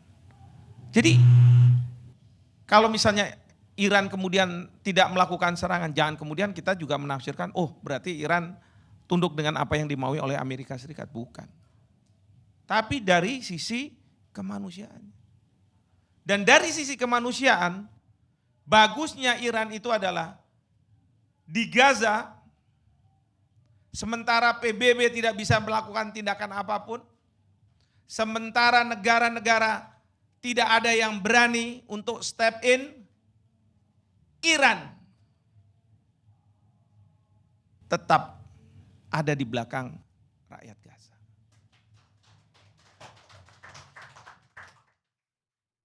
Demi kemanusiaan. Jadi saya melihatnya seperti itu, Bang Karni. Terima kasih.